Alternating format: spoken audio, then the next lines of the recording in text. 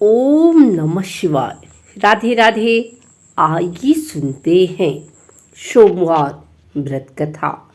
किसी नगर में एक धनी व्यापारी रहता था। दूर दूर तक उसका व्यापार फैला हुआ था। नगर के सभी लोग उस व्यापारी का सम्मान करते थे। इतना सब कुछ संपन्न होने के बाद भी वह व्यापारी बहुत दुखी था, क्योंकि उसका कोई पुत्र नहीं था, जिस कारण अपनी मृत्यु के पश्चात व्यापार के उत्तराधिकारी की चिंता उसे हमेशा सताती रहती थी। पुत्र प्राप्ति की इच्छा से व्यापारी प्रत्येक सोमवार भगवान शिव की व्रत पूजा किया करता था और शाम के समय शिव मंदिर में जाकर शिव जी के सामने घी का दीपक जलाता था। उसकी भक्ति देखकर माँ पार्वती प्रसन्न हो गई और भगवान शिव से उस व्यापारी की मनोकामना पूर्ण करने का निवेदन किया। भगवान शिव बोले, इस संसार में सबको उसके कर्म के अनुसार फल की प्राप्ति होती है। जो प्राणी जैसा कर्म करते हैं उन्हें वैसा ही फल प्राप्त होता है। शिव जी द्वारा समझाने के बावजूद भी माँ पार्वती नहीं माने। उस व्यापारी की मनोकामना पूर्ति हेतु वे शिव जी के बार बार अनुरोध करती रही। अंततः माता के आग्रह को देखकर भगवान भोलेनाथ को उस व्यापारी को पुत्र प्राप्ति का वरदान देना पड़ा। वरदान देने के पश्चात भोलेनाथ माँ पार्वती से बोले, आपके आग्रह पर मैंने पुत्र प्राप्ति का वरदान तो दे दिया, परंतु इसका यह पुत्र 16 वर्ष से अधिक समय तक जीवित नहीं रहेगा। उसी रात भगवान शिव उस व्यापारी के स्वप्न में आए और उसे पुत्र प्राप्ति का वरदान दिया और उसके पुत्र की 16वें वर्ष तक जीवित रहने की भी बात बताई।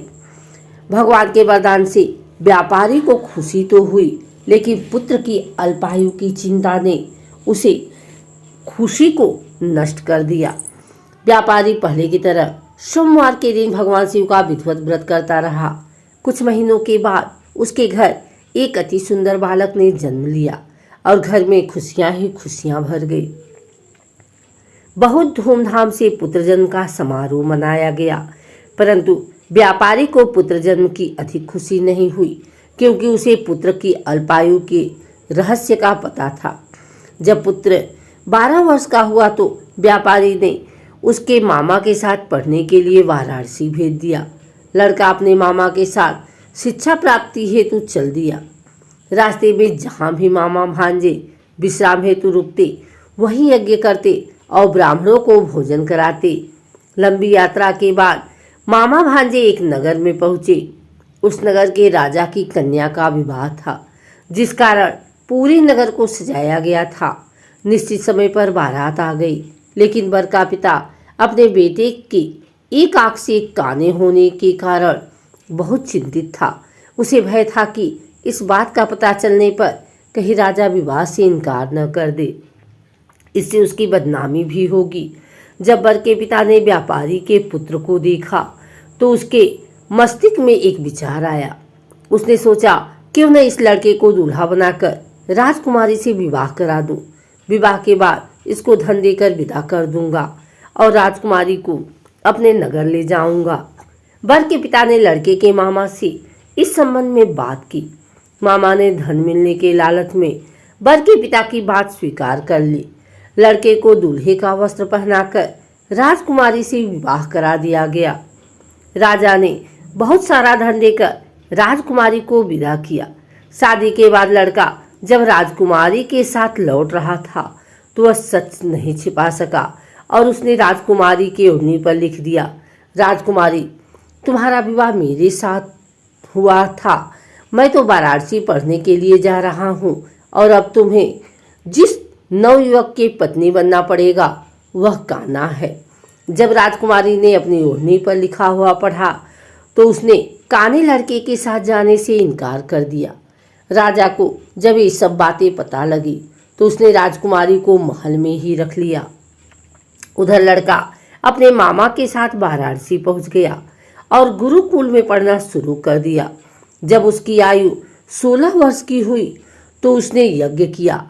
यज्ञ के समाप्ति पर ब्राह्मणों को भोजन कराया और खूब अन्न वस्त्र दान किए। रात को वह अपने शयन कक्ष में सो गया। शिव के वरदान अनुसार शयनावस्था में ही उसके प्राण पखेरु उड़ गए। सूर्योदय पर मामा मृत भांजे को देखकर रोने पीटने लगा। आसपास के लोग भी एकत्र होकर दुख प्रकट करने लगे। लड़के के मामा के रोने और विलाप करने के स्वर समीप से गुजरते हुए भगवान शिव और माता पार्वती ने भी सुने। माता पार्वती ने भगवान से कहा, प्राणनाथ, मुझे इसके रोने के स्वर सहन नहीं हो रहे, आप इस व्यक्ति के कष्ट को अवश्य दूर करें। भगवान शिव ने माता पार्वती के साथ अदृश्य रूप में समीप जाकर देखा तो भोलेनाथ माता पार्वती से बोले, यह तो उसी व्यापारी का पुत्र है जिसे मैंने 16 वर्ष की आयु का वरदान दिया था। इसकी आयु पूरी हो गई है। माँ पार्वती ने फिर भगवान शिव से निवेदन कर उस बालक को जीवन देने का आग्रह किया।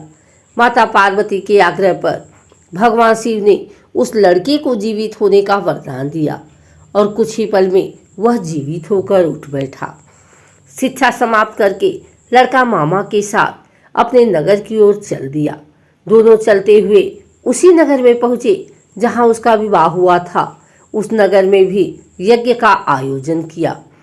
समीप से गुजरते हुए नगर के राजा ने यज्ञ का आयोजन देखा और उसने तुरंत ही लड़के और उसके मामा को पहचान लिया।